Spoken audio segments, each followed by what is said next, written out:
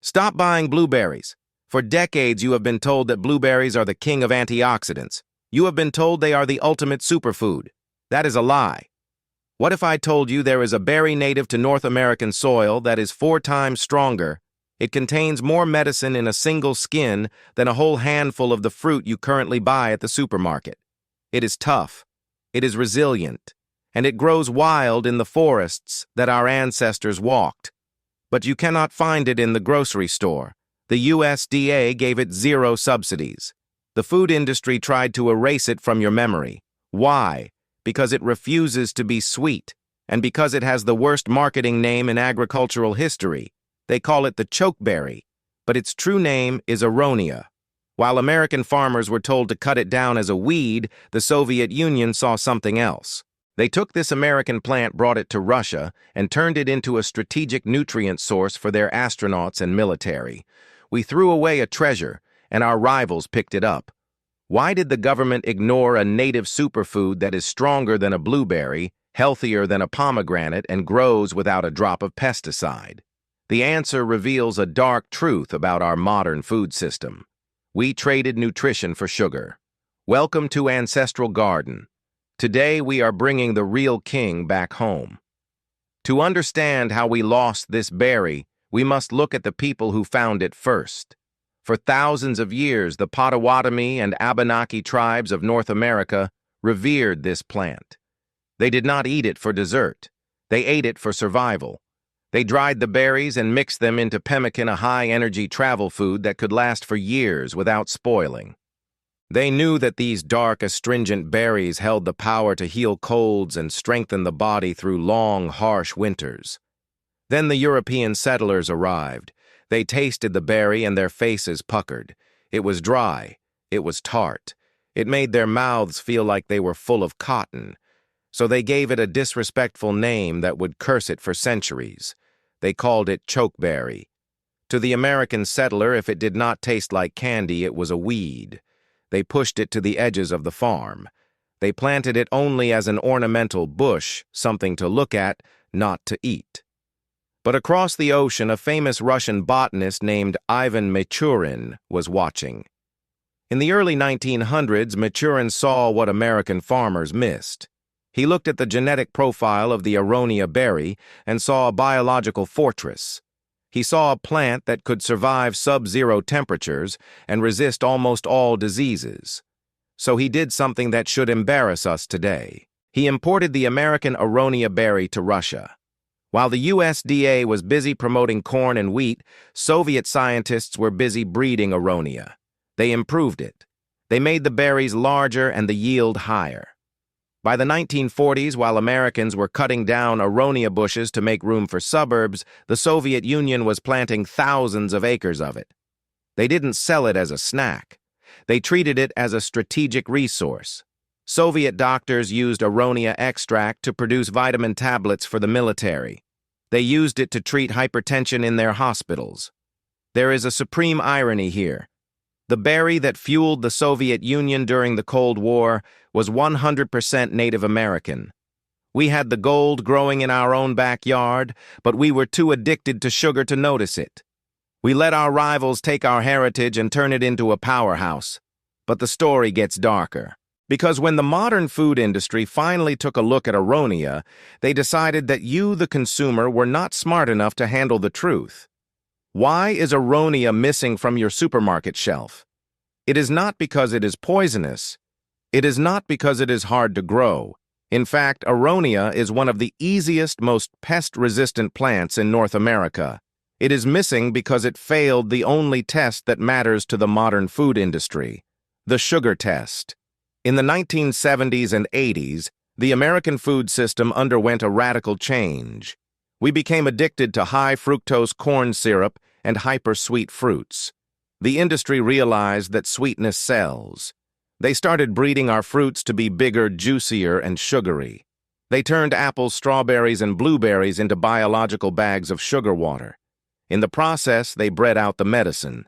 Aronia refused to change. If you bite into a raw Aronia berry, your mouth will feel dry. It creates a sensation called astringency. It is not sweet like a grape. It is complex, earthy, and tart. To the food giants, this was a defect.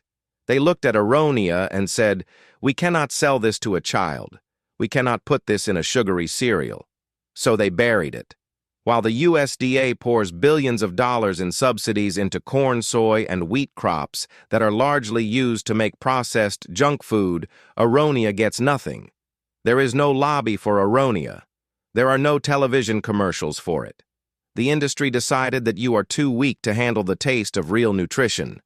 They decided that you would rather have a watered-down blueberry that tastes like candy than a potent native berry that tastes like medicine.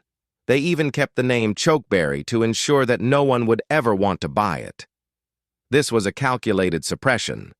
They pushed the native superfood into the ditch to make room for rows of genetically modified corn. But here is the secret they do not want you to know. That dry, puckering sensation in your mouth, that is not a flaw. That is the point. That dryness is the feeling of potent chemical compounds interacting with your body. That is the feeling of healing. And when we look at the data, the difference between the sweet fruits they sell you and the bitter berry they hid from you is terrifying. In the laboratory, we do not rely on marketing. We rely on data. And the most critical metric for measuring antioxidant power is the ORAC scale. For years, the industry has paraded the blueberry as the champion with a respectable score of around 4,600 units. That is good. But Aronia destroys that chart. Aronia berries score 16,000 units. That is not just a little better. That is nearly 4 times the antioxidant capacity of the blueberry. It is higher than cranberries, higher than blackberries, and higher than elderberries. When you eat a handful of Aronia, you are ingesting a concentrated dose of anthocyanins that is almost unheard of in the plant kingdom. And that brings us back to the taste. Remember that dry cotton mouth sensation that the food giants hated? Science tells us that you should love it. That dryness comes from tannins and polyphenols. These are the exact compounds that scrub your arteries, lower inflammation, and regulate blood sugar. When you eat a modern sweet blueberry, you are getting a spike of fructose with a side of vitamins. When you eat Aronia, you are getting a massive infusion of medicine with almost no sugar spike. Studies have shown that Aronia is incredibly effective at balancing blood pressure and helping the body manage insulin. It is the perfect antidote to the modern high-sugar diet that is killing us. The food system removed the tannins to make the fruit sellable, but nature put them there to make the fruit functional. So we have a native berry that is 4 times stronger than the import fights our worst chronic diseases and grows like a weed. The only question left is how do we eat it without choking, and how do we bring this rebellion into our own backyard? The first rule of Aronia is simple. Do not eat it like a blueberry. If you pop a handful of raw, fresh berries into your mouth, the tannins will dry out your tongue and you might give up. But there is a cheat code that indigenous people and modern science agree on. You must freeze them. When you freeze an Aronia berry, the ice crystals puncture the cell walls and break down some of the sharp tannins. When you thaw them out, the bitterness recedes and the natural sweetness comes forward. Use them in smoothies. Blend them with a banana or a fat source like yogurt. The fat binds to the tannins, neutralizing the dryness, completely leaving you with a rich, complex berry flavor that makes blueberries taste boring. But the real revolution starts in the garden. Unlike blueberries, which are divas that demand perfectly acidic soil and constant watering, Aronia is a soldier. It is native to this land. It tolerates wet soil, dry soil, clay, and sand. Pests ignore it because of the high tannin content. You do not need to spray it. You do not need to baby it. You plant it once, and it becomes a perennial medicine cabinet that produces pounds of fruit year after year. By planting Aronia, you are doing something dangerous to the status quo. You are proving that we do not need their sugar-coated hybrids. You are proving that we can handle the taste of real, wild nutrition. We are reclaiming a piece of history that was stolen from us. We are taking the superfood back from the history books and putting it on our dinner tables. Do not let the government subsidies decide your diet. Do not let the marketing departments tell you what a berry should taste like. Go find an Aronia bush, plant it in the corner of your yard, and watch it thrive where everything else fails. It is time to embrace the bitterness. It is time to heal. If you are ready to stop eating the lies and start growing the truth, subscribe to Ancestral Garden. The wild is calling you back.